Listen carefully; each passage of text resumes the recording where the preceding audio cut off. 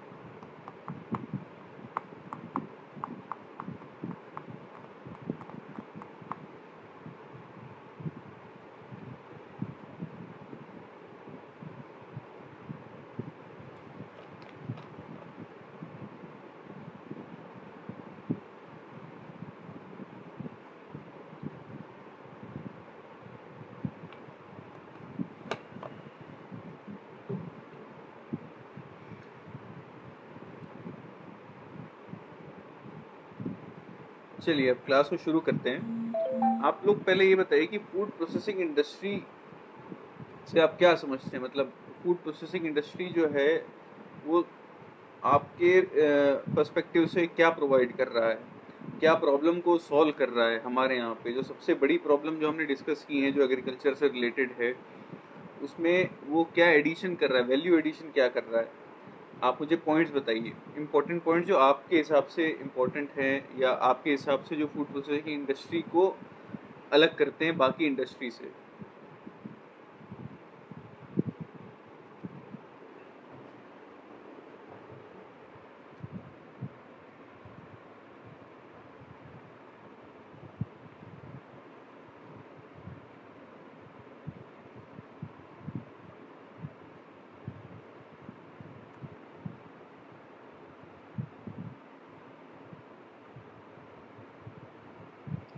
Food processing industry को हम आज समझेंगे, उसके बारे में डिटेल में जानेंगे।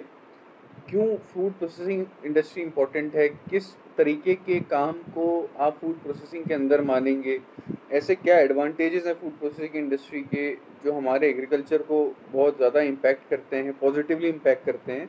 तो आप पहले मेरे को ये बताइए कि ऐसे कौन से प्रॉब्लम है जो फूड प्रोसेसिंग इंडस्ट्री सॉल्व कर सकता है। तो रजत का पहला आंसर आ गया, storage. Storage food processing directly impact मतलब नहीं करेगा। स्टोरेज के कारण जो आपका फूड वेस्टेज होता है, आप उसके बारे में बोल सकते हो कि फूड वेस्टेज को रोक सकता है। पेरिशेबल प्रोडक्ट को आप अगर जो स्टोर नहीं कर सकते हो काफ़ी लंबे समय तक, कोल्ड स्टोरेज की फैसिलिटी हमारे यहाँ कम है, तो एक ये चीज़ आप बोल सकते हो कि जो पेरिशेबल प्रोडक्ट है हमारे, जैसे टमाटर हो गया, या सब्जियां हो गई, या फूल हो गए, फल हो गए, उनको फिर प्रोसेस करके उनके अंदर वैल्यू एडिशन करके उनकी शेल्फ लाइफ बढ़ाना, उसका काम फूड प्रोसेसिंग इंडस्ट्री करेगी। तो पहला जो स्टोरेज का पॉइंट दिया था, उसको हम अगर इलेबोरेट करेंगे तो ये आ सकता है कि ऐसे प्रोडक्ट जो स्टोर नहीं किए जा सकते हैं, उनको आप यूज़ कर सकते हो, फूड प्रोसेसिंग इंडस्ट्री को यूज़ कर सकते हो, ताकि उसकी शेल्फ लाइफ बढ़ जाए। क्योंकि अगर वो ख़राब हो गया तो उसकी इकोनॉमिक वैल्यू ज़ीरो है। ठीक है। और अभिनव ने बहुत अच्छा इसका एग्जांपल दे दिया है, long term vegetable convert in long term short term vegetables converted into long term eating material. बिल्कुल सही है। मार्केटिंग को इलेबोरेट करना ये चाहिए मेरे ख्याल से। हाँ, निकिता ने एग्जांपल दे दिया, टोमेटो। टोमेटो आपका पेरिशेबल प्रोडक्ट है, टोमेटो ख़राब हो जाता है, लेकिन अगर आप टोमेटो को सॉस में कन्वर्ट कर देंगे, टोमेटो सॉस में, या पास्ता सॉस में कन्वर्ट कर देंगे, पिज़्ज़ा सॉस में कन्वर्ट कर देंगे, तो उसकी वैल्यू बढ़ जाएगी, साथ साथ ही उसका शेल्फ लाइफ बढ़ जाएगा। मतलब कच्चा टमाटर आप अगर फ्रिज में भी रखे रहते हैं तो हफ्ते 2 हफ्ते बाद वो ख़राब हो जाता है, लेकिन अगर उसको प्रोसेसिंग कर दी जाएगी तो आपको एक तो उसकी वैल्यू बढ़ जाएगी। जो फाइनल प्रोडक्ट आप टोमेटो बेच रहे थे और एक फाइनल प्रोडक्ट आप सॉस बेच रहे हैं अलग अलग तरीके के, तो उसका वैल्यू एडिशन मतलब जीडीपी में उसकी जो उसका जो कंट्रीब्यूशन होगा वो ज़्यादा होगा। ठीक है, तो एक ये फैक्टर हमने देख लिया है। मार्केटिंग को मैं चाहूँगा आप इलेबोरेट करो साकिब, आपका आंसर जो है एक वर्ड में वो क्लियर नहीं हो रहा है कि आप करना क्या चाह रहे हो मार्केटिंग में। अगर आप ये कहना चाह रहे हो कि प्रोडक्ट मार्केटेबल हो जाता है, एक नॉर्मल प्रोडक्ट को लोग उतना पसंद नहीं करेंगे, लेकिन जब उसको प्रोसेस कर दिया जाता है तो वो हो जाएगा उसके साथ, एक अच्छी बात। तो ठीक है, demand and supply more consistent, मतलब कि डिमांड को ध्यान में रखते रखते आप अपने सप्लाई को इन्हेंस करते जा रहे हो, बिल्कुल सही है। तो जैसे आजकल कई लोग खुला चावल खुला आटा लेना पसंद नहीं करते हैं, खुली दाल लेना पसंद नहीं करते, लेकिन अगर उसको प्रोसेसिंग करके आप बढ़िया पैकेजिंग प्रोवाइड कर दो, सिंपल एक पैकेजिंग इंडस्ट्री अगर आप चला रहे हैं फूड प्रोसेसिंग के साथ में, तो उसकी मार्केटेबिलिटी बढ़ जाएगी। तो ये साकेत का पॉइंट ऐसे भी अच्छा बन गया इस हिसाब से। और क्या है, देखिए एग्जाम्पल तो हम देते जाएंगे, मतलब आप टोमेटो का एग्जाम्पल दे सकते हो, आप दूध का एग्जाम्पल दे सकते हो, आप बहुत सारे अलग अलग एग्जाम्पल, अचार जो बनाने का काम हो गया, पापड़ बनाने, ये सब आप बहुत सारे एग्जाम्पल दे सकते हो। लेकिन इन सब से हमको एक चीज़ समझ में आ रही है कि फूड प्रोसेसिंग इंडस्ट्री एक तरह से लिंक का काम कर रही है, एक तरह से ब्रिज का काम कर रही है, जो ट्रेडिशनल एग्रीकल्चर सेटअप है और जो हमारा इंडस्ट्रियल सेटअप है उसके लिए। तो जो सबसे इम्पोर्टेंट पॉइंट है फूड प्रोसेसिंग सेक्टर का वो ये है कि it is a link between traditional agriculture setup and advanced industrial setup. तो इन दोनों को ब्रिज की तरह से जोड़ती है फूड प्रोसेसिंग इंडस्ट्री। ठीक है, तो ये है। तो मतलब अब फूड प्रोसेसिंग का अगर आप बेसिक डेफिनेशन देखना चाहेंगे तो नाम में ही है, मतलब कि एग्रीकल्चर के प्रोडक्ट्स हैं, चाहे वो डायरेक्ट एग्रीकल्चर का क्रॉप हो या डेयरी से रिलेटेड हो या एनिमल हस्बेंड्री का प्रोडक्ट हो, मीट हो, पोल्ट्री हो, फिशिंग से रिलेटेड प्रोडक्ट हो, उसको एक प्रोसेस से गुजारना जिसमें फैक्टर्स ऑफ प्रोडक्शन आपके लगेंगे। फैक्टर ऑफ प्रोडक्शन हमने क्या क्या पढ़ा था, कौन बताएगा? फैक्टर ऑफ प्रोडक्शन हमने देखा था ना, क्योंकि हम इंडस्ट्री देख रहे हैं तो इंडस्ट्री में फैक्टर्स ऑफ प्रोडक्शन भी आएगा।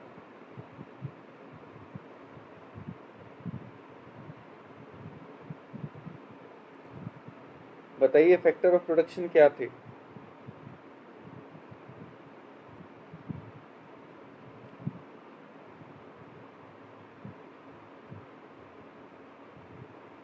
हमने पढ़ा था ना फैक्टर ऑफ प्रोडक्शन। अभी हम फूड प्रोसेसिंग इंडस्ट्री का हमने सिग्निफिकेंस देखा, अब हम देख रहे हैं क्या इसका डेफिनेशन है। तो हमने बोला था रॉ, आपके जो एग्रीकल्चर का पूरा अम्ब्रेला है, पूरा केवल एग्रीकल्चर में आपके क्रॉप की पैदावार नहीं आती है, उसमें आपका हॉर्टिकल्चर भी आएगा, आपका पीसी कल्चर मतलब जो फिश फार्मिंग हो गया वो भी आएगा, पोल्ट्री का काम भी आएगा, मीट का काम भी आएगा, डेयरी का काम भी आएगा और नॉर्मल एग्रीकल्चर प्रोडक्ट भी आएंगे।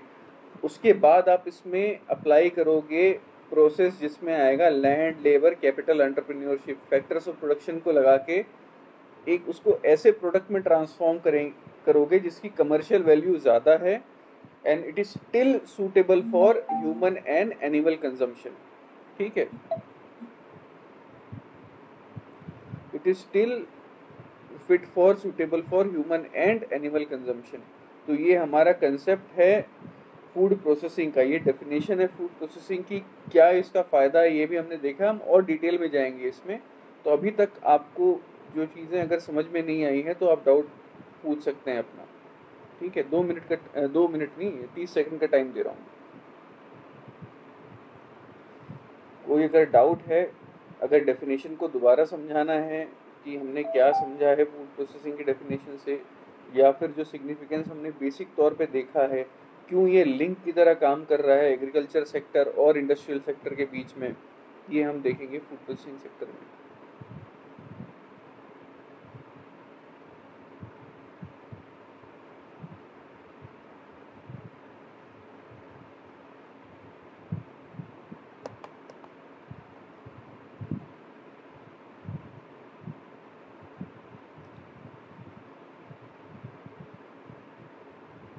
अब आप मेरे को बताइए, अगर डाउट नहीं है, 30 सेकंड में 5-6 सेकंड बाकी है, अगर डाउट नहीं है तो अब आप मेरे को बताइए कि फूड प्रोसेसिंग सेक्टर का इम्पैक्ट क्या क्या आएगा।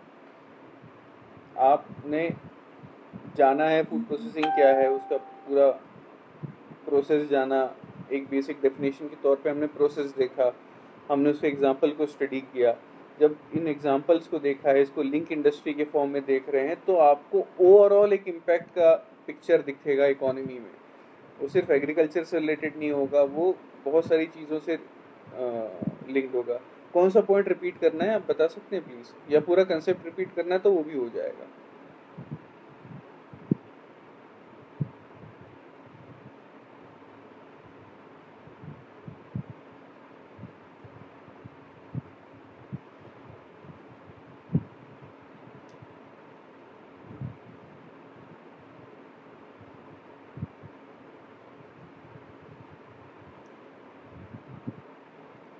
क्या चीज़ रिपीट करनी है, पहले हम डाउट को क्लियर कर लेते हैं, फिर आगे बढ़ेंगे। क्लास को साथ में ही आगे लेके बढ़ना है। कौन सा पॉइंट रिपीट करना है, या पूरा प्रोसेस ही रिपीट करना है फूड प्रोसेसिंग का, या डेफिनेशन रिपीट करना है, वो आप बता दीजिए, फिर हम उसको रिपीट कर देंगे पूरा।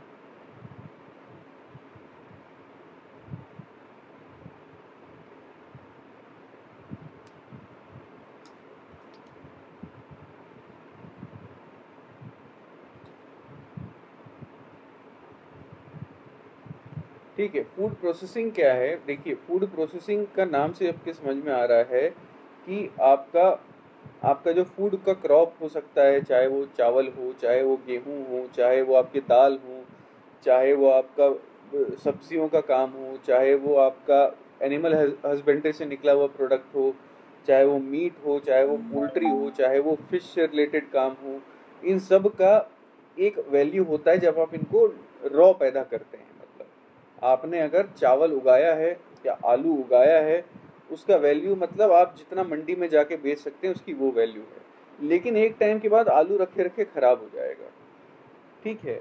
और ये है कि एक आलू एक हद से ज़्यादा आपको पैसे नहीं देगा, ठीक है। तो अब इसमें आ रहा है आपका फूड प्रोसेसिंग में कि हम रॉ एग्रीकल्चर प्रोडक्ट में फैक्टर ऑफ प्रोडक्शन लगा रहे हैं। Factor of production land, labour, आपका इन्वेस्टमेंट का रहेगा, प्रॉफिट, और एंटरप्रेन्योरशिप, ठीक है। तो लैंड, लेबर, कैपिटल और एंटरप्रेन्योरशिप, जब ये फैक्टर लगाएंगे, मतलब आपने मशीनों का यूज़ करके आलू से चिप्स बना दिया, ठीक है। आपने मशीनों का यूज़ करके आपका दूध जो था उससे आपने चीज़ बना दिया, बटर बना दिया, घी बना दिया। आपने मशीनों का यूज़ करके पहले जो था आपका गेहूं, उससे बनाया आटा और उसको फाइन कर दिया, तो उससे बना मैदा। मैदा को आपने अलग अलग तरीके के व्यंजन बना के, जैसे पास्ता बना के आपने मार्केट में पैकेट में, या मैगी बना के आपने मार्केट में पैकेट में, या चाउमीन बना के आपने मार्केट में पैकेट में बेच दिया। तो इसमें आपने क्या किया, एक रॉ एग्रीकल्चर प्रोडक्ट को लिया, उसमें फैक्टर ऑफ प्रोडक्शन का एप्लीकेशन किया, उसके बाद उसको ट्रांसफॉर्म किया ऐसे प्रोडक्ट में जो कि जिसका कमर्शियल वैल्यू ज़्यादा है, एंड इट इज स्टिल, वो उसके बाद भी, मतलब ये ट्रांसफॉर्मेशन होने के बाद भी, it is fit for human और एनिमल कंजम्पशन, ठीक है। तो ये काम है फूड प्रोसेसिंग इंडस्ट्री का। तो आपने किया क्या है, आपने बहुत सिंपल काम किया है, रॉ एग्रीकल्चर प्रोडक्ट के अंदर वैल्यू एडिशन किया है यूजिंग इंडस्ट्रियल सेटअप, चाहे वो स्मॉल इंडस्ट्री हो या लार्ज इंडस्ट्री हो। आपने दाल से अगर छोटा एक हथकरघा उद्योग से आपने पापड़ बना के बेच दिया, लिज्जत पापड़ के नाम से उद्योग, तो वो भी एक छोटे घर से शुरू हुआ था, आगे जाके वो बहुत बड़ा बन गया है। तो आपने फैक्टर ऑफ प्रोडक्शन लगाए हैं, उसके बाद एक प्रोडक्ट आपने बनाया है जिसकी इकोनॉमिक वैल्यू ज़्यादा है, उसकी शेल्फ लाइफ ज़्यादा है, लेकिन उस ट्रांसफॉर्मेशन के बावजूद भी उसका जो कंजम्पशन है वो ह्यूमन और एनिमल के लिए सेफ है। तो ये है आपका फूड प्रोसेसिंग इंडस्ट्री।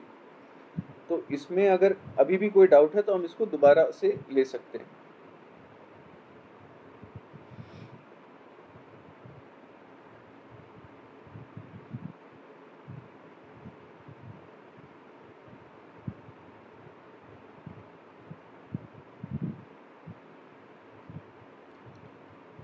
अगर क्लियर है तो हम आगे बढ़ेंगे, हम सिग्निफिकेंस पढ़ेंगे, हम इम्पोर्टेंस पढ़ेंगे, क्यों इम्पोर्टेंट है, और हम इसका ओवरऑल इम्पैक्ट देखेंगे।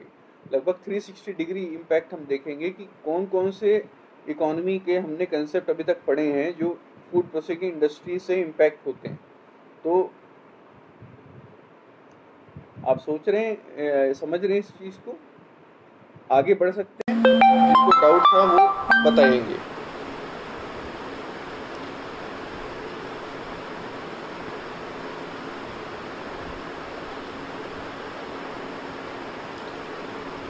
ठीक है, आगे बढ़ते हैं। तो बहुत अच्छे अच्छे बता दिया लोगों ने कि क्या क्या इम्पैक्ट आएगा। आलोक ने बता दिया सबसे पहले कि किसानों की आय में वृद्धि होगी। तो आप इसको किससे लिंक करेंगे? डबलिंग ऑफ फार्मर इनकम, जो आपने 2022 का टारगेट रखा है। ठीक है। अब इन्होंने बोला वेजिटेबल वेस्टेज कम होगा। ओवरऑल वेजिटेबल मत बोलिए आप, ओवरऑल फूड का वेस्टेज है वो कम हो जाएगा। सिर्फ वेजिटेबल नहीं है, आपके एनिमल प्रोडक्ट होते हैं वो भी आपके वेस्ट हो जाते हैं, आपके जो नॉर्मल एग्रीकल्चर प्रोडक्ट हैं वो भी वेस्ट हो जाते हैं। तो आप बोलिए कि ओवरऑल जो आपका रॉ एग्रीकल्चर प्रोडक्ट है उसका वेस्टेज कम होगा। ठीक है। उसके बाद एग्रीकल्चर की people will go for agriculture since better income and better utilization of agriculture product. Rajat का ये आंसर आया है। इसको मैं ये बोलूँगा कि ऑलरेडी हमारे यहाँ पे एग्रीकल्चर में बोला जाता है कि डिस्गाइज्ड अनएम्प्लॉयमेंट है। तो आपका ये पॉइंट जो है वो अधूरा सही, आधा सही है। आप ये बोलेंगे कि जो ऑलरेडी इन्वॉल्व है एग्रीकल्चर में उनको उनका बेटर वो मिलेगा, मेहनत का उसका बेहतर इनाम मिलेगा, वैल्यू एडिशन का उनको फ़ायदा होगा।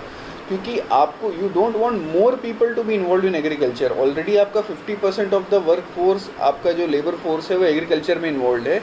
तो ये मोर पीपल वाला नहीं रहेगा। आपका जो एग्जिस्टिंग एग्रीकल्चर जो प्रैक्टिस कर रहे हैं, जिसका हमने देखा था कि 9,000 रुपये सारे सोर्सेज से इनकम उनका होता है, तो उसको आप देखोगे तो उन लोगों को ज़्यादा फ़ायदा होगा जो एग्जिस्टिंग हैं। ठीक है। तो ये भी डबलिंग ऑफ इनकम में आ जाएगा। बेटर यूटिलाइजेशन वाला जो पॉइंट है वो बिल्कुल सही है। यूटिलाइजेशन ऑफ फूड प्रोडक्ट बिल्कुल सही है। जॉब क्रिएशन बहुत इंपॉर्टेंट है। जैसे ही आपका एग्रीकल्चर सेटअप में ऑलरेडी जॉब है, अब उसको लिंक करने वाली इंडस्ट्री जो है वो फूड प्रोसेसिंग इंडस्ट्री है। Food processing industry job create करेगी। ठीक है। एक एरिया में, एक ज़िले में बहुत ज़्यादा आलू की पैदावार होती थी या केले की पैदावार होती थी। अब उस ज़िले में सिर्फ मंडी से पैसा नहीं कमाएंगे, उस ज़िले में सिर्फ मंडी में हमाली करके रोज़गार नहीं कमाएंगे। उस डिस्ट्रिक्ट में अगर एक चिप्स बनाने वाली फैक्ट्री बन गई जो आलू और केले की चिप्स बनाती है, तो उसमें भी रोज़गार मिलेगा लोगों को, क्योंकि आपके फैक्टर ऑफ प्रोडक्शन इन्वॉल्व हो रहे हैं। तो उसमें पहला फैक्टर ऑफ प्रोडक्शन क्या होता है? लैंड, उसके बाद लेबर। लेबर जो है वो इन्वॉल्व होगा इसमें, तो आपको अनएम्प्लॉयमेंट का प्रॉब्लम ठीक होगा और एम्प्लॉयमेंट जनरेशन होगा। तो ये कंसेप्ट जो हमने पढ़ा था अनएम्प्लॉयमेंट में, तो उसका एक सॉल्यूशन फूड प्रोसेसिंग इंडस्ट्री है। ठीक है। ये एग्रीकल्चर छोड़ने से लोगों को रोकेगा, बिल्कुल ठीक है। फूड सिक्योरिटी इंप्रूव होगी। हाँ, आप बोल सकते हो कि वेस्टेज कम हो रहा है तो फूड सिक्योरिटी इंप्रूव होगी। ठीक है। उसके बाद एक बहुत बढ़िया पॉइंट था माइग्रेशन वाला। लोकल लेवल पर अभिनव ने आंसर दिया था, बहुत बढ़िया था कि माइग्रेशन कम होगा।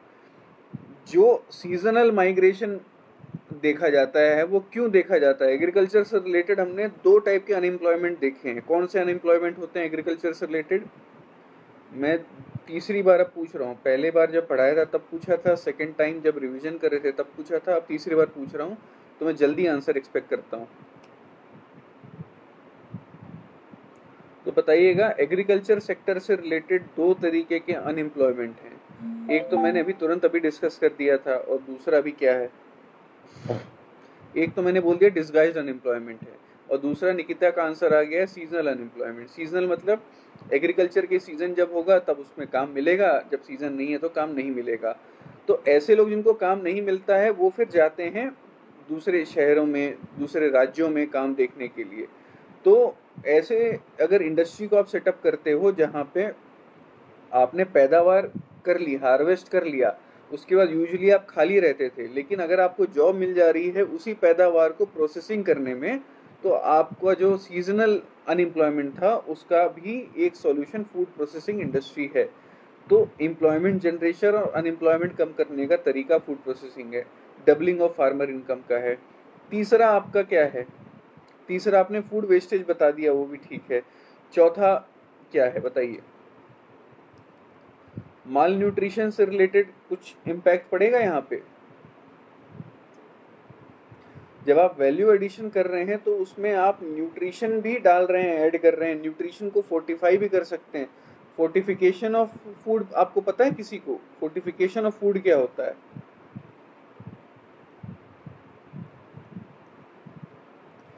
फूड फोर्टिफिकेशन क्या होता है? कोई बता सकता है? कोई एग्जांपल ही देके बता दे, भले ही डेफिनेशन ना पता हो, कंसेप्ट आपको पता है तो आप बता सकते हैं। फोर्टिफिकेशन ऑफ फूड क्या होता है?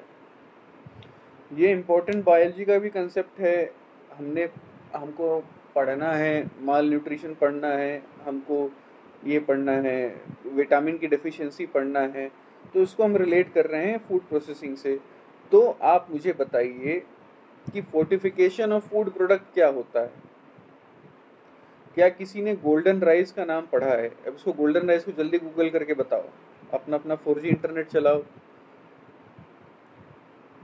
गोल्डन राइस क्या होता है? आयोडीन युक्त नमक क्या होता है?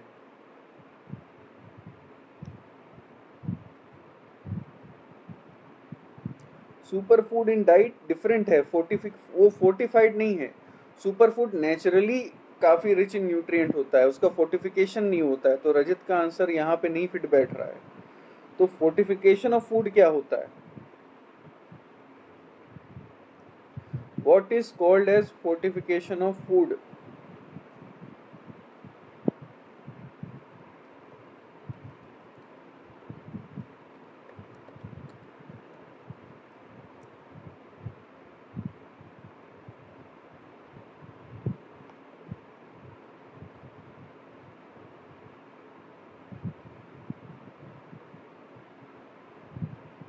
बताइए। आपने फूड प्रोडक्ट में ऐसा एक न्यूट्रिएंट ऐड कर दिया है जिसके कारण उसकी न्यूट्रिशनल वैल्यू बढ़ गई है आर्टिफिशियली ऐड करके।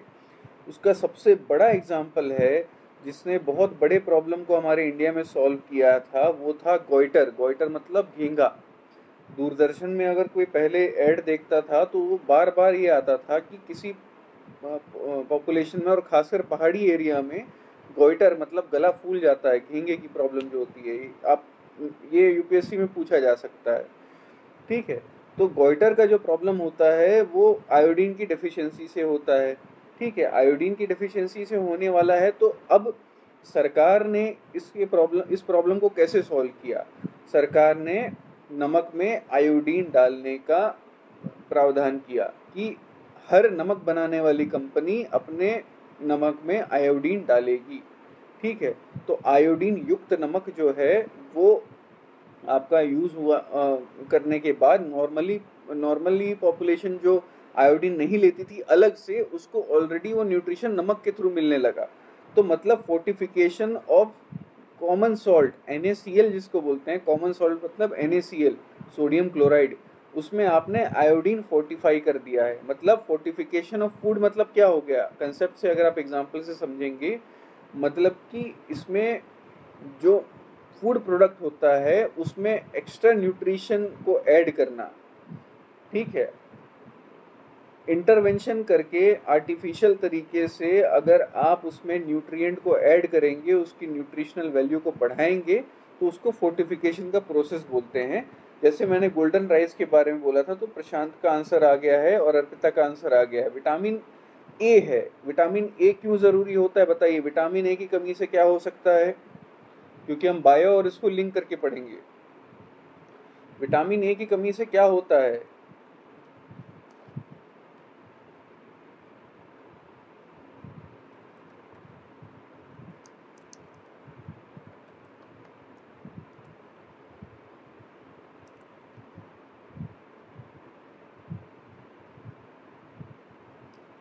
कौन सा ब्लाइंडनेस होता है विटामिन ए की कमी से? नेत्र विकार तो ठीक है, कॉमन आप चीज बता रहे हैं, लेकिन कौन सा विकार?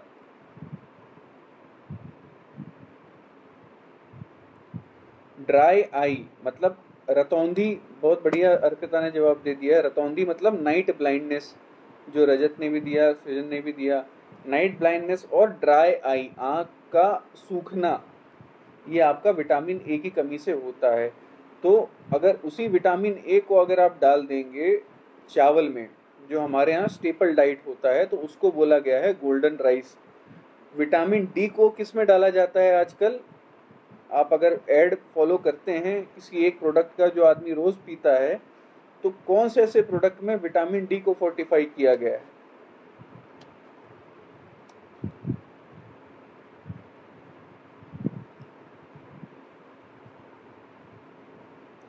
कोई बता सकता है विटामिन डी को किसमें फोर्टिफाई किया गया है अभी?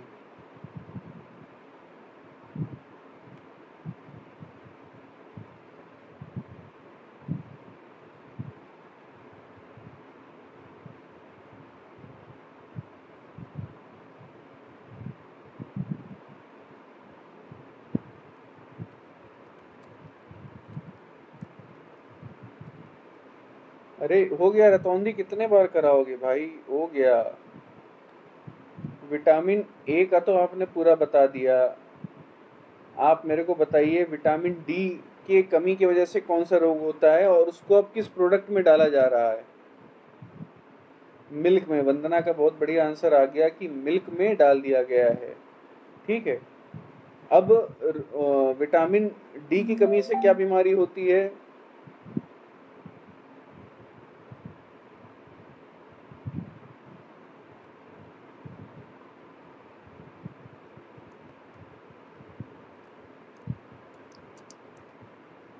विटामिन डी, आयोडीन नमक अलग चीज है। विटामिन डी की डेफिशिएंसी से क्या होता है बताइए। ये हम बायो और इसको साथ में रिवाइज कर रहे हैं।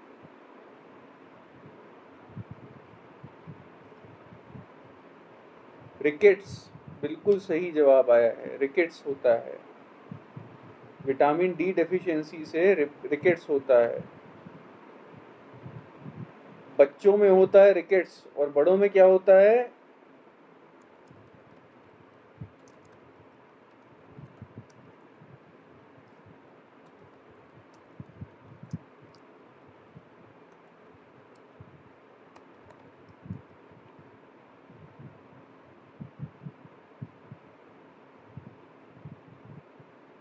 बच्चों में होता है रिकेट्स और बड़ों में क्या होता है।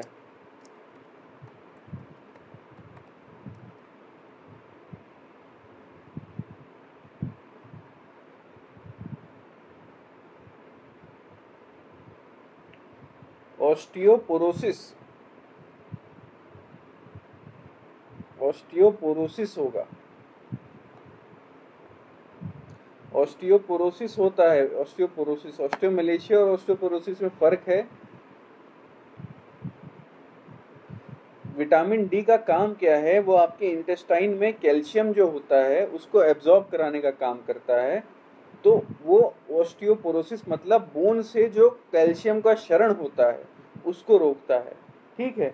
बच्चों में इस बीमारी के कारण रिकेट्स हो जाता है, मतलब उनके पैर की जो हड्डियां होती हैं वो धनुषाकार की हो जाती हैं, इसलिए उसको रिकेट्स बोला जाता है। बड़ों में उसको बोला जाता है ऑस्टियोपोरोसिस।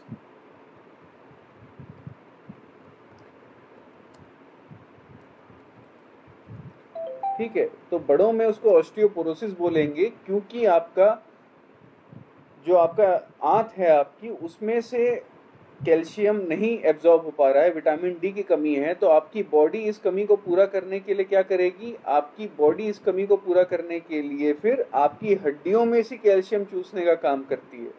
तो इसको बोला जाता है ऑस्टियोपोरोसिस। ऐसे लगता है हड्डियों में छन्नी लग गई है और आपका पूरा कैल्शियम जो है वहां से छनते हुए बाहर आ रहा है।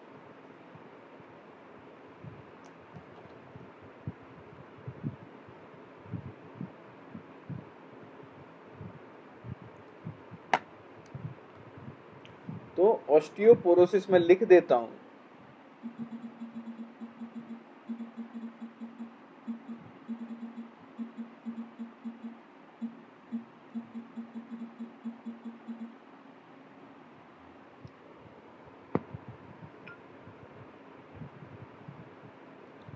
ऑस्टियोमलेशिया बहुत अलग कंसेप्ट है, उसको मत याद रखिएगा, कंफ्यूज हो जाएंगे।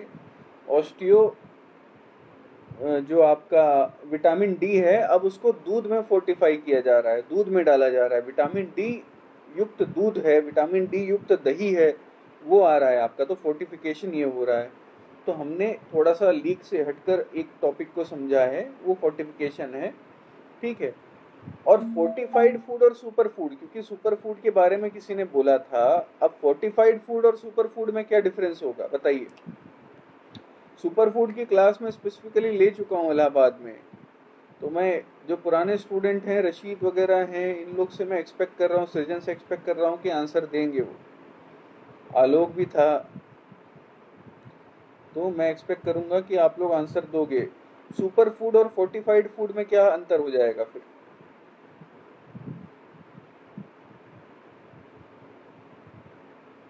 बताइए। किसी ने बोला था फोर्टिफाइड फूड सुपर फूड के बारे में, तो सुपर फूड और फोर्टिफाइड फूड में क्या अंतर है।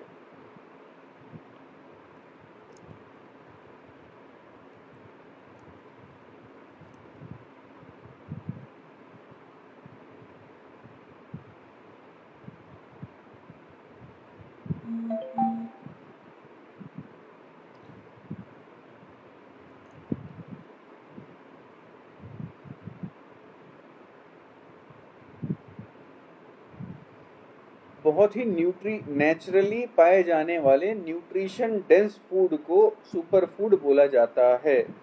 ठीक है, नेचुरली पाए जाने वाले न्यूट्रिशन डेंस मतलब उसके अंदर भर भर के न्यूट्रिशन है, उसको सुपर फूड बोला जाता है। तो जैसे आपका आंसर आ गया, विजय ने बहुत बढ़िया आंसर दिया, ज्वार हो गया, मिलेट हो गया, आपका रागी होता है, रागी में कैल्शियम होगा। उसके साथ आप अगर ड्रम स्टिक बोलते हैं, मुनगा बोलते हैं, उसको आप यूज करते हैं। मुनगे के पत्ते जो होते हैं उसमें विटामिन और मिनरल भरपूर प्रचुर मात्रा में पाया जाता है।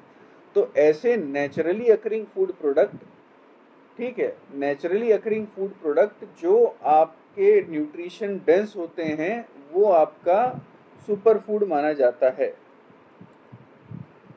तो ये आपका नेचुरल होता है सुपर फूड, इसीलिए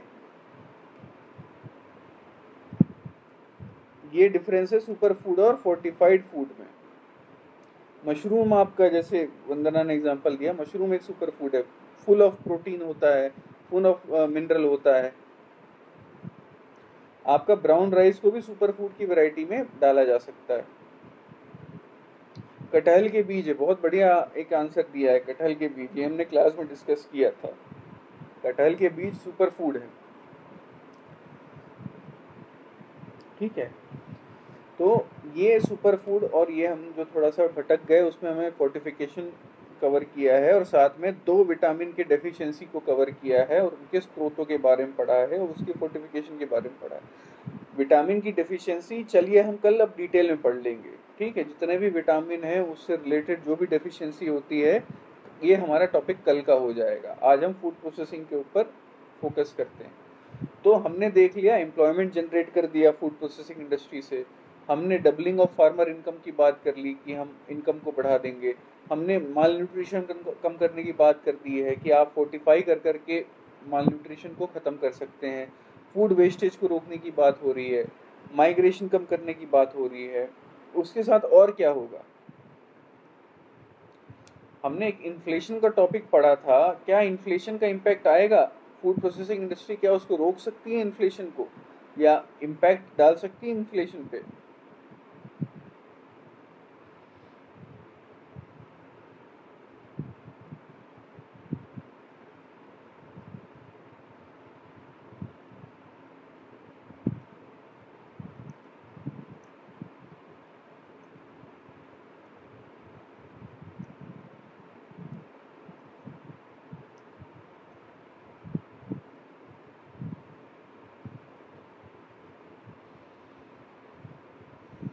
बताइए, आंसर नहीं आ रहा। इन्फ्लेशन पे क्या इम्पैक्ट आएगा, हमने पढ़ा है, फूड बहुत इंपॉर्टेंट पार्ट है। जब फूड और फ्यूल को हटा देते हैं तो क्या इन्फ्लेशन बचता है? फूड और फ्यूल को अगर हम हेडलाइन से हटा देंगे तो कौन सा इन्फ्लेशन बचता है, बताइए।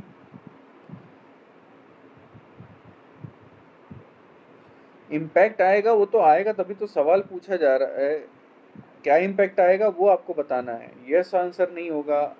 लॉजिस्टिक का एक आपने बता दिया, चलिए ठीक है। दूसरा, आप मेरे को जो चोट करे पहला वो मारना चाहिए। आंसर जो परफेक्ट है, जो आपका सबसे इंपॉर्टेंट पॉइंट है, वो सबसे पहले आना चाहिए। लॉजिस्टिक आपका सेकंड या थर्ड नंबर पे आएगा। तो अभिनव का आंसर आ गया है, जो मैंने दूसरा क्वेश्चन पूछा था कि जब आप हेडलाइन इन्फ्लेशन में से फूड और फ्यूल जो कि हाईली वॉलेटाइल प्रोडक्ट होते हैं उसको हटा देते हैं तो कोर इन्फ्लेशन बचता है। चलिए ठीक है, अब आप बताइए मुझे कि इन्फ्लेशन पे क्या इम्पैक्ट डालेगा फूड प्रोसेसिंग इंडस्ट्री, क्या इम्पैक्ट हो सकता है उससे, बताइए। अब हम तो ये देख रहे हैं कि कायदे से टमाटर जो था वो 10 रुपए किलो मिलता था, लेकिन टमाटर का जो आपका वो है सॉस है, या पास्ता का सॉस है, पिज्ज़ा का सॉस है, वो तो और महंगा मिलता है। तो ये तो महंगाई बढ़ रही है।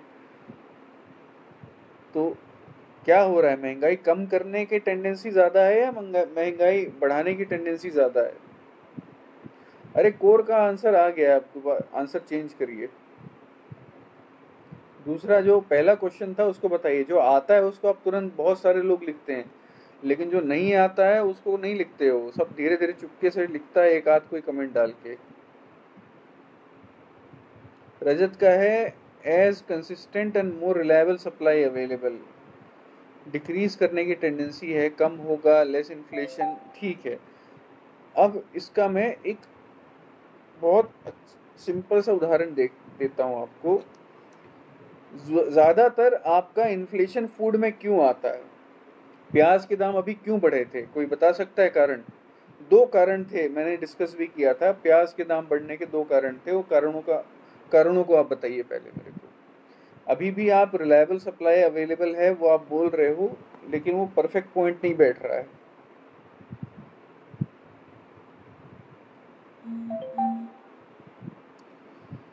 बढ़ाने का आलोक ने आंसर दिया है, वो नहीं है, आंसर सही नहीं है।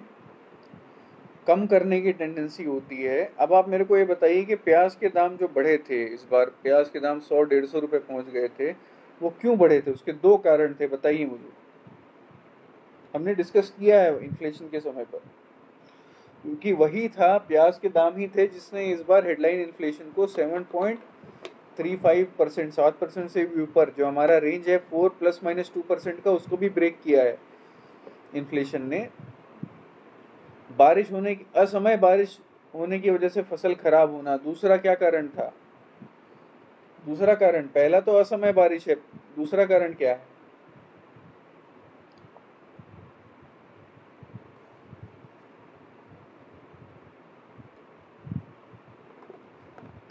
होर्डिंग तो यार बाद में होती है, जब फसल खराब हो गई तो होर्डिंग शुरू हो गई, लेकिन प्रोडक्शन लेस हुआ था। अभिषेक का आंसर सही आया है, क्योंकि इससे पिछले साल में प्याज की बम्पर पैदावार हुई थी तो लोगों को नुकसान हुआ था। तो अगले साल फिर किसानों ने दूसरी फसल उगाई, प्याज को नहीं उगाया। तो जब वो ज्यादा प्याज उगाए ही कम थे, और वो डैमेज हो गया अनसीजनल रेनफॉल की वजह से, तो आपके प्याज के दाम बढ़ गए। ठीक है, लेकिन अगर मैं मानूं, ठीक है, अगर मैं आपसे ये कहूं कि फूड प्रोसेसिंग इंडस्ट्री के कारण जो शेल्फ लाइफ हो रही है, वो ऐसे समय पर जब पैदावार कम हो रही हो, ऐसे समय पर आपका रेगुलर सप्लाई जो है उसको चेक में रखेगी, तो क्या ये इन्फ्लेशन को कम नहीं करेगा? यूजुअली अगर इस साल में अगर पैदावार कम हुई है, मतलब सप्लाई कम हो रही है, तो डिमांड तो उतनी ही है। ठीक है, डिमांड उतनी ही है तो सप्लाई कम है, तो मतलब प्राइस ऊपर जाना चाहिए, इन्फ्लेशन होना चाहिए। लेकिन आपने फूड प्रोसेसिंग को अपना दुरुस्त करके रखा है, आपका सप्लाई जो चेन है वो बहुत बढ़िया है, आपने स्टोर करके रखा है, उसको फूड प्रोसेसिंग करके उसकी शेल्फ लाइफ को बढ़ाया है।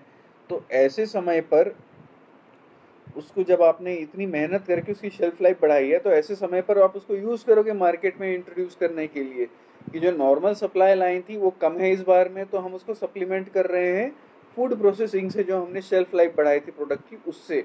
तो आपका सप्लाई बराबर हो जाएगा डिमांड के, और आपका जो इन्फ्लेशन जो होना चाहिए था वो नहीं होगा। तो ये कर्बिंग इन फूड इन्फ्लेशन काम करता है। ठीक है, उसके अलावा और क्या अच्छी चीज़ है फूड फूड प्रोसेसिंग के साथ में?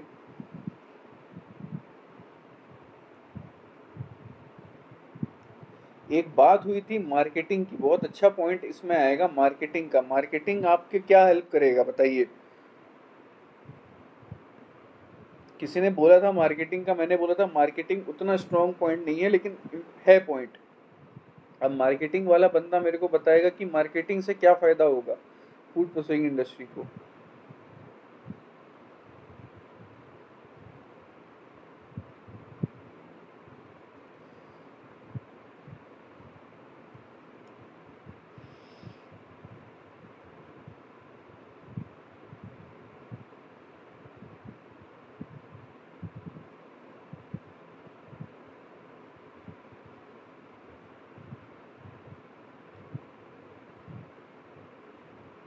मार्केटिंग का मतलब होगा, एक आप उसको देखिएगा, मार्केटिंग की वजह से आपको बेहतर प्राइस तो मिल ही रहा है, लेकिन मार्केटिंग से वो तो हम डबलिंग ऑफ फार्मर इनकम में आ ही गए, लेकिन इसका फायदा क्या हो रहा है?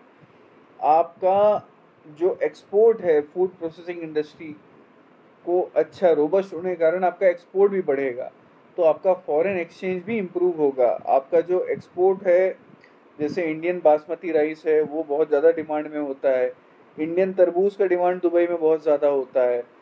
उसके बाद हमारे यहाँ कई सारे ऐसी सब्जियां हैं जो आपकी एक्सपोर्ट होती हैं बाहर देशों में। ठीक है, हमारे मसाले जो हैं वो बहुत फेमस थे, तो जब से हम पढ़ रहे हैं एंशियंट इंडिया में, हम मसाले ही बाहर भेजते जा रहे हैं, तो हमारे मसाले तो फेमस हैं ही, पूरी दुनिया को पता है। तो फूड प्रोसेसिंग सेक्टर में जो हमारे मसाले हैं वो हमको अच्छा एक्सपोर्ट कराते हैं, तो आपका एक्सपोर्ट भी इससे इम्प्रूव होगा। उसके साथ साथ आप जब फूड प्रोसेसिंग इंडस्ट्री को रोबस्ट करोगे तो किसान के पास अलग अलग तरीके की पैदावार को लगाने का एक ऑप्शन मिलेगा। अभी क्या किसान क्या देखता है, 23 एमएसपी की क्रॉप है, हम उसी को उगाएंगे ताकि एक मिनिमम गारंटी रहे। लेकिन अगर आपकी फूड प्रोसेसिंग इंडस्ट्री अगर आपके एरिया के आसपास डेवलप्ड है और वो ऐसे क्रॉप को भी खरीदने को रेडी हैं जो इस एमएसपी के 23 क्रॉप से अलग है, तो आप उसको भी उगाने के लिए एक ऑप्शन मिलेगा किसान को। मतलब क्रॉप में डाइवर्सिफिकेशन आएगा। ठीक है, उसके साथ और क्या है, कंज्यूमर के लिए चॉइसेस बढ़ जाएंगी कि आप दूध से इतनी सारे प्रोडक्ट बना सकते हो, तो कंज्यूमर जो कि हम हैं आम जनता के लिए चॉइसेस भी बढ़ जाती हैं। तो ये भी फायदा है फूड प्रोसेसिंग इंडस्ट्री का। तो ये ओवरऑल कंसेप्ट है, ये ओवरऑल फायदा है फूड प्रोसेसिंग इंडस्ट्री का। अब हम इंडिया स्पेसिफिक डिटेल देखेंगे, लेकिन उससे पहले मैं आपको 30 सेकंड दूंगा, कोई भी डाउट है आप उसको पूछ सकते हैं।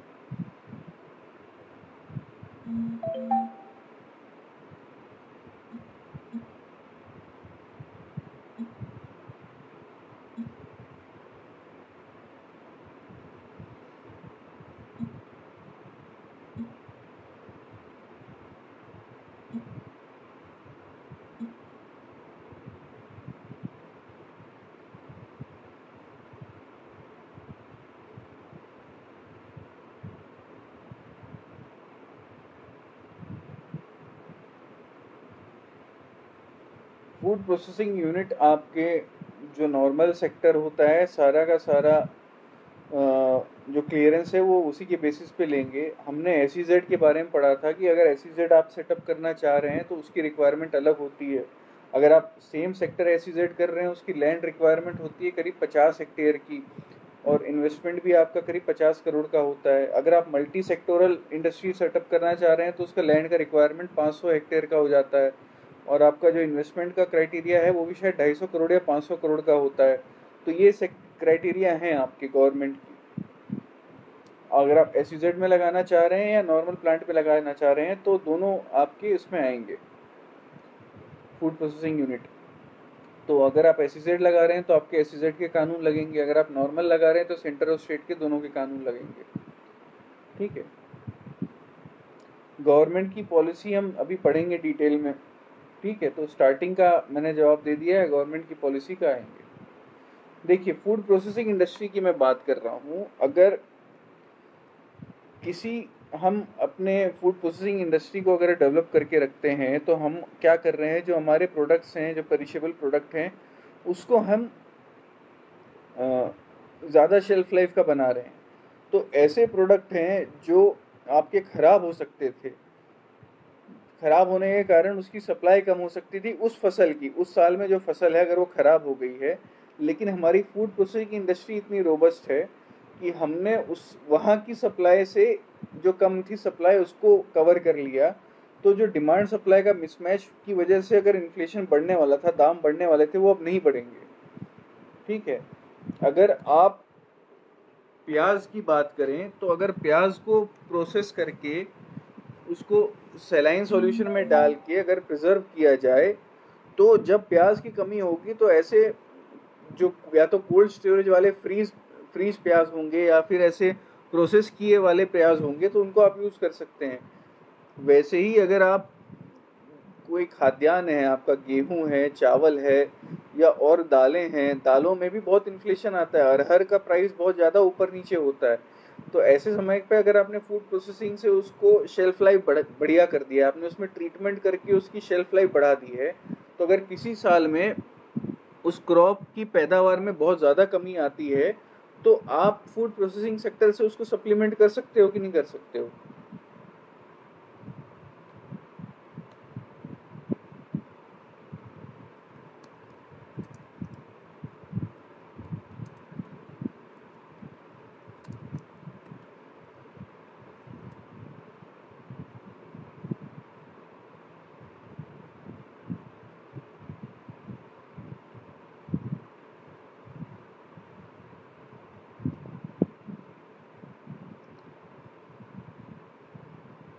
देखो, रोजगार बढ़ेगा लेकिन टेंडेंसी ज्यादा क्या है, ओवरऑल रोजगार बढ़ना केवल फूड प्रोसेसिंग की वजह से अगर रोजगार बढ़ रहा है, या एक सेक्टर का रोजगार रोजगार आप बढ़ा रहे हो, दूसरे सेक्टर में अगर रोजगार कम हो गया तो आप इसको डायरेक्टली नहीं बोल पाएंगे।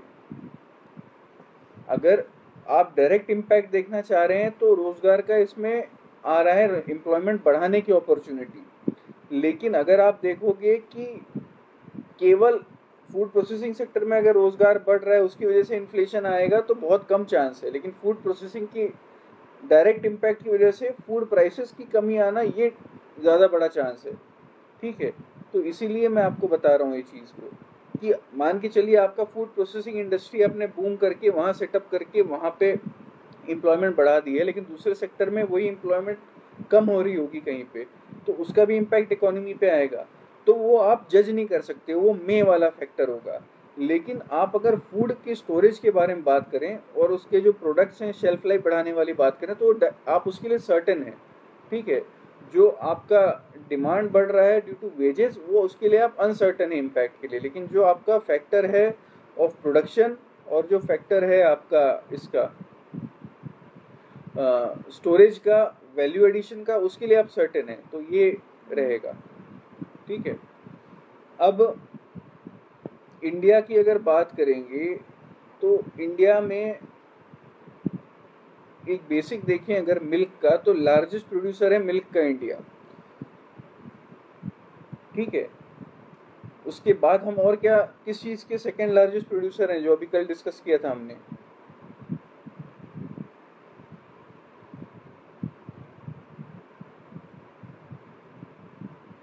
इंडिया लार्जेस्ट प्रोड्यूसर है मिल्क का। इंडिया के पास लार्जेस्ट लाइव स्टॉक का पॉपुलेशन है। इंडिया अगर आप बात करें चाय, कॉफ़ी, टोबैको, स्पाइस और ऑयल सीड इनकी बात करेंगे तो इंडिया टॉप 5 में आता है।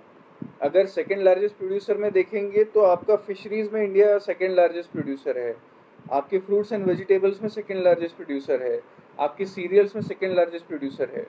ठीक है, आपके इतने अलग अलग तरीके के क्लाइमेट है इंडिया में, तो आप उसकी वजह से अलग अलग तरीके के सॉइल हैं, तो सॉइल और क्लाइमेट का कॉम्बिनेशन बना के डिफरेंट आपके प्रोडक्ट बनते हैं, एग्रीकल्चर प्रोडक्ट बनते हैं। तो आपका इतना वाइड वेराइटी का प्रोडक्ट है, उसके बावजूद भी आप 2 से 3% ही आपका फूड प्रोसेसिंग कर पाते हैं।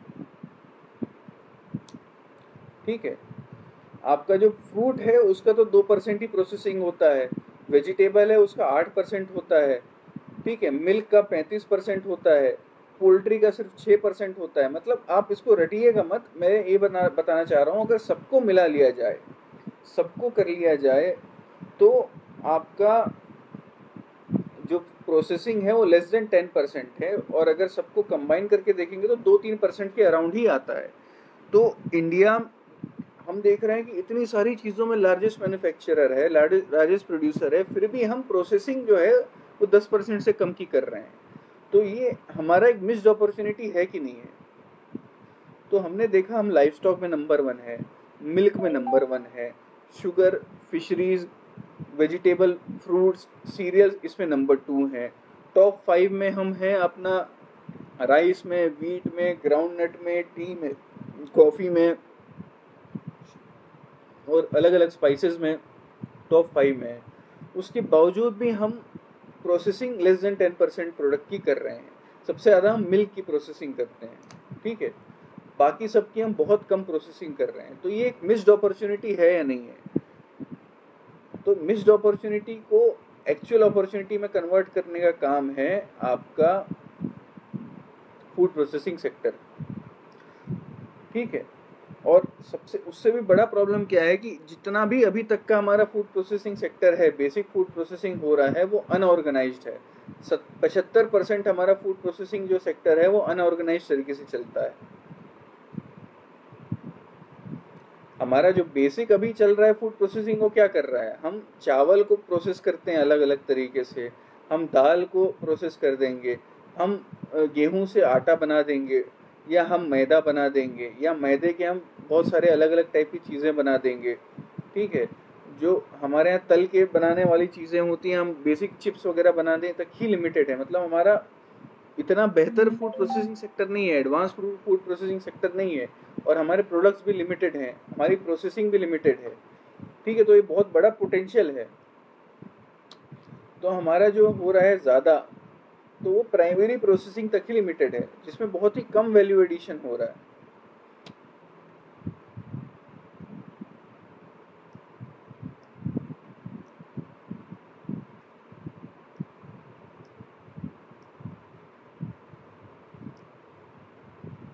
तो हमको इसको इम्प्रूव करना है, इस सिचुएशन को इम्प्रूव करना है। तो ये इंडिया के लिए एक अपॉर्चुनिटी है। एक इंडिया का ओवरऑल हमने पिक्चर देखा है फूड प्रोसेसिंग का। तो हमारे यहाँ और क्या क्या मतलब सेक्टर हैं, जो इंडिया में सेक्टर है, हम उसको अगर देखेंगे तो उसमें क्या क्या आ जाएगा। हमारे यहाँ क्या होता है, दाल की मिलिंग होती है, फ्रूट वेजिटेबल से हम जैम बना रहे हैं या सॉस वगैरह बना रहे हैं। मिल्क और मिल्क प्रोडक्ट जो सबसे बेहतर तरीके से प्रोसेस हो रहा है मिल्क और मिल्क प्रोडक्ट है, लेकिन उसमें भी हमारी मिस्ड अपॉर्चुनिटी है, क्योंकि हम बेकरी प्रोडक्ट में पीछे हैं बाकी देश से। ठीक है, टी कॉफ़ी, हमारा जो सबसे अच्छी टी होती है और सबसे अच्छी कॉफ़ी होती है वो तो एक्सपोर्ट हो जाती है, लेकिन उसके बाद जो हमारा टी कॉफ़ी बचता है वो लेकिन लिमिटेड तरीके से ही प्रोसेसिंग हो रहा है। उसके बाद हमारा फिश, पोल्ट्री, एग का जो है वो भी बहुत ही कम लेवल पे प्रोसेसिंग होता है। जो हमारा ठीक ठाक एक्सपोर्ट लायक प्रोसेसिंग हो रहा है वो आपका कोस्टल एरिया में प्रॉन और इन सब का फिश का जो लिमिटेड प्रोसेसिंग है वो हो रहा है। इनलैंड फिशरीज में आपका उतना बेहतर प्रोसेसिंग एक्सपोर्ट के लिए नहीं हो रहा है। ठीक है, उसके बाद आपका जो ब्रेड है, बेकरी इंडस्ट्री है, जो आपका इससे बनेगा, गेहूं से बनेगा, वो लिमिटेड है, एक्सपोर्ट के लायक नहीं है, लेकिन फिर भी ठीक है, यानी बेहतर लेवल पर है। ठीक है, तो ये आपका फूड प्रोसेसिंग के अलग अलग एग्जांपल है कि इंडिया में आपको कितने तरीके की फूड प्रोसेसिंग मिलती हैं। तो आपको तो एक मिल जाएगा, आपका बेसिक जो है वो सीरियल और पल्स दाल की मिलिंग हो जाएगी। फ्रूट से आप जैम वगैरह बना रहे हो, वेजिटेबल से आप सॉस वगैरह बना रहे हो। उसके बाद मिल्क और मिल्क के प्रोडक्ट जो सबसे बेहतर लेवल पे हैं वो है। टी, कॉफ़ी अलग अलग तरीके से प्रोसेस करते हैं, वो आपकी फूड प्रोसेसिंग में आएगी। फिश, पोल्ट्री, एग, इनकी वैरायटी है वो आएगी। इंडिया जो है वो सबसे बड़ा बीफ एक्सपोर्टर है अभी। ठीक है, one of the biggest beef exporter India है, लेकिन वो बफेलो मीट को एक्सपोर्ट करता है और आपका मैक्सिमम बफेलो मीट जाता है चाइना। ठीक है, हमारे यहाँ क्योंकि काऊ स्लॉटर बैंड है, इसलिए इंडिया बफेलो मीट को एक्सपोर्ट करता है। तो ये हमारा फूड प्रोसेसिंग सेक्टर है। जो आपका ऑपरेशन पिंक है, ये आपका आज का होमवर्क है। ऑपरेशन पिंक आपको पढ़ना है, पिंक रेवोल्यूशन। हमने वाइट रेवोल्यूशन पढ़ा है, ग्रीन रेवोल्यूशन पढ़ा है, ऐसे बहुत सारे अलग अलग रेवोल्यूशन होते हैं। आपका आज का होमवर्क है, आपको पिंक रेवोल्यूशन पढ़ना है। तो गुलाबी क्रांति क्या है वो आप पढ़ के आएंगे कल। ठीक है, वो हम डिटेल में पढ़ेंगे, सारे के सारे रेवोल्यूशन हम डिटेल में पढ़ेंगे। तो अलग अलग तरीके की, जैसे ऑयल का इंडस्ट्री है हमारा, लेकिन फिर भी हमको काफ़ी ज़्यादा पाम ऑयल और ये सब मंगाना पड़ता है।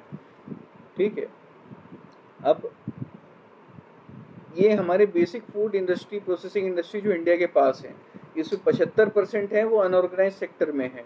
ठीक है, और इतने हमने आपको एग्जाम्पल गिना दिया है, उसके बावजूद भी हमको ये पता है कि इंडिया में लेस देन 10% है वो आपका फूड प्रोसेसिंग, लेस देन 10% हो रहा है। तो ये आपका डिसएडवांटेज हो रहा है।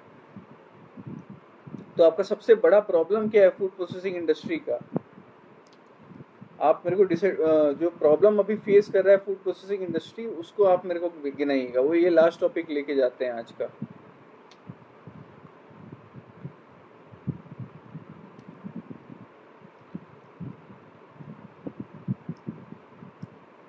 ऑपरेशन पिंक जो है या पिंक रेवोल्यूशन है, केवल पोल्ट्री और प्रॉन्स से रिलेटेड नहीं है, एक बहुत बड़ा टॉपिक है। इसको आप कल पढ़ के आएंगे, इसको हम लोग डिटेल में लेंगे। बहुत सारे रेवोल्यूशन हो रहे हैं इंडिया में, सिर्फ आपका ग्रीन, पिंक और ये नहीं है, वाइट नहीं है, और भी है। तो उसको हम डिटेल में लेंगे, आप ऑपरेशन पिंक आज पढ़ के आएंगे। अब आप आते हैं प्रॉब्लम क्या क्या फेस कर रही है फूड प्रोसेसिंग इंडस्ट्री इंडिया में। हमने कुछ कुछ डिस्कस किए हैं। एक तो आपका अनऑर्गेनाइज सेक्टर है, वो डिस्कस कर दिया है। ठीक है, तो आपका जो प्रॉब्लम अभी फेस कर रहे हैं वो बताइए आप मेरे को। चलिए केवल फार्मर के रिस्पेक्ट पे बता दीजिएगा, ये तो काफ़ी बड़ा टॉपिक है अपने आप में। आपके हिसाब से अभी क्या आपको लग रहा है? इंफ्रास्ट्रक्चर सबसे पहला कि अनऑर्गेनाइज्ड है, 75% अनऑर्गेनाइज्ड है, इंफ्रास्ट्रक्चर का प्रॉब्लम है। किस हिसाब से बोल रहे हैं आप इंफ्रास्ट्रक्चर का प्रॉब्लम है?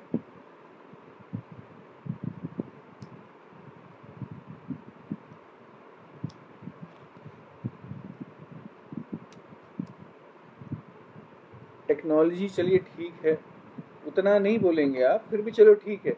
सबसे बड़े प्रॉब्लम जो आपको ओवरऑल, हम इसको डिटेल में लेने वाले हैं, किसान के हिसाब से क्या प्रॉब्लम आ रहा है, इंडस्ट्री के हिसाब से क्या प्रॉब्लम आ रहा है, डिस्ट्रीब्यूटर के हिसाब से क्या प्रॉब्लम आ रहा है। लेकिन सबसे बड़ी प्रॉब्लम है आपके यहाँ पर, पहली बात कि अनऑर्गेनाइज्ड है, ठीक है। दूसरा, हमने बार बार क्या बोला है, हमारे यहाँ पे कोल्ड स्टोरेज या स्टोरेज हाउस की कमी है, जो लिंक्ड आपका वेयर हाउसिंग प्रोग्राम है उसकी कमी है। तीसरा, ट्रांसपोर्ट की प्रॉब्लम है। तो ये सब जो आप बता रहे हैं ये तो डिटेल में हम पढ़ेंगे इसको, लेकिन अभी आप बेसिक चीज़ें बताइए मेरे को। जो बेसिक चीज़ें आ रही हैं, एक किसान अपना प्रोडक्ट को बेच नहीं पा रहा है, सिर्फ मंडी ही उसके पास ऑप्शन क्यों है? क्योंकि उसके आसपास आपने डिसेंट्रलाइज तरीके से food industry, food processing industry को डेवलप नहीं किया है। तो आपका, और अगर वो चाहे भी तो अपना सामान वहाँ नहीं भेज पा रहा है जहाँ पे फूड प्रोसेसिंग इंडस्ट्री, क्योंकि ट्रांसपोर्ट वीक है। तो हम पहले मेन चीज़ों को ध्यान में रखेंगे। सबसे पहला है, किसान ने पैदावार कर दिया है, उसमें क्या प्रॉब्लम आ रही है, डिस्ट्रीब्यूटर को क्या प्रॉब्लम आ रही है, इंडस्ट्री को क्या प्रॉब्लम आ रही है, और कंज्यूमर को क्या प्रॉब्लम आ रही है। तो हम इसको डिटेल में लेंगे, काफ़ी बड़ा टॉपिक है, आधा घंटा 45 मिनट लगेगा इसको समझने में। आज हम देख रहे हैं कि क्या क्या बेसिक प्रॉब्लम आपको लग रहा है। तो आपने जो अभी तक दिया है वो स्किल है, इनोवेशन है, इंफ्रा है, लेकिन ये थोड़ा पीछे आप बताइए। पहले आप बताइए जो आपको सीधा सीधा, जो अभी तक एग्रीकल्चर में हमने प्रॉब्लम देखी है, ठीक है। सबसे पहली बात है कि आपका जो स्टोरेज का सिस्टम है, वेयर हाउसिंग का लिंकेज है, वो नहीं है। कोल्ड स्टोरेज, अगर स्टोरेज में सेकंड पॉइंट देखेंगे तो कोल्ड स्टोरेज की फैसिलिटी प्रॉपरली उपलब्ध नहीं है, ट्रांसपोर्ट फैसिलिटी प्रॉपरली उपलब्ध नहीं है, ठीक है। चौथा, accessibility to a food processing industry, मतलब एक किसान एक्सेस नहीं कर सकता है, ठीक है। ये तो चलो seasonal rainfall dependent, directly food processing sector को वो नहीं करेगा, इन्वॉल्व नहीं करेगा। तो ओवरऑल ये बड़ी बड़ी प्रॉब्लम है। अब हम इसको तोड़ तोड़ के पढ़ेंगे, अलग अलग सेक्टर को क्या क्या प्रॉब्लम आ रहा है, अलग अलग स्टेक होल्डर को क्या क्या प्रॉब्लम आ रहा है, ये कल हम पूरा कवर करेंगे। साथ में ही हम कल कवर करेंगे विटामिन की जो डिफिशियंसी होती है उसको, उसके बारे में हम पढ़ेंगे। तो ये 2 टॉपिक हैं कल के लिए। अभी तक के लेक्चर में, आज के लेक्चर में कोई डाउट है तो आप लोग पूछिए। आज के लेक्चर में अगर कोई डाउट है तो आप लोग पूछ सकते हैं।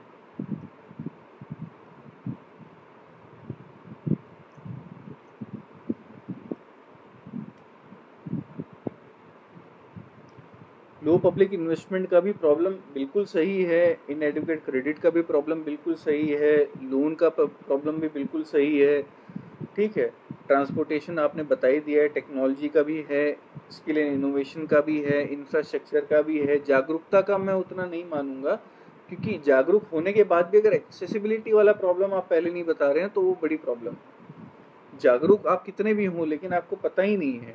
परंपरागत खेती, देखिए खेती आपकी प्रॉब्लम नहीं है। देखिए फूड प्रोसेसिंग को आप जब देख रहे हैं तो परंपरागत खेती में अगर आप सिर्फ धान उगा रहे हैं, आप सिर्फ गेहूं उगा रहे हैं, लेकिन अगर आप उसको भी बढ़िया प्रोसेसिंग कर करके मार्केट कर रहे हैं तो वो भी आपको, परंपरागत खेती भी आपको अच्छा फायदा पहुंचा सकती है। परंपरागत खेती में अगर आप सिर्फ आलू उगा रहे हैं, टमाटर उगा रहे हैं, लेकिन उसको भी बेहतर तरीके से अगर आप प्रोसेस करके अलग अलग वैरायटी के प्रोडक्ट बना रहे हैं तो भी आपको उतना ही फायदा करेगा। प्रॉब्लम परंपरागत खेती की नहीं है, वो भी एक प्रॉब्लम है, लेकिन परंपरागत खेती से उत्पाद से उगाए गए प्रोडक्ट को अगर आप यूज नहीं कर पा रहे हो, प्रोसेस नहीं कर पा रहे हो, तो वो ज्यादा बड़ी प्रॉब्लम है, ठीक है। तो कोई और डाउट है तो आप पूछिएगा। कल हम शुरू करेंगे, पहले फूड प्रोसेसिंग को खत्म करेंगे, उसके बाद हम विटामिन डेफिशिएंसीज के बारे में पढ़ेंगे, ठीक है। 2 टॉपिक हैं और पिंक रेवोल्यूशन आपको कल पढ़ के आना है। चलिए, थैंक यू।